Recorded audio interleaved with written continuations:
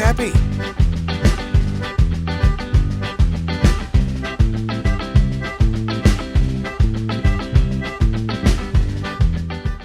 It takes Bayou rats to live out here. It's in the blood. Our whole family's been out here all my life. That's my zen, riding in the boat, especially that little mud boat right there. I can take you some places that you think you're in another world. I called MaxHome right away, got a response, set up a date to come out. Laura's met me at the dock, came out and took some measurements. Now we're putting windows in. Very satisfied. MaxHome is doing great. So the storm tore me up. Once we got past all the tears, it was time to start rebuilding. And now that we're getting back, to normal, it's awesome. And then get in touch with Max Windows, that helps it out too. Very easy. You called and checked on things.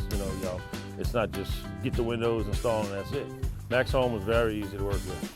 Well, y'all do. Well, check them out. They're working over there, right behind me. We didn't have windows like that. You seen what I had? Just old, beat up windows. Well, I'm looking forward to being able to see outside, see the bayou, see the nature. And MaxHome's taking care of me.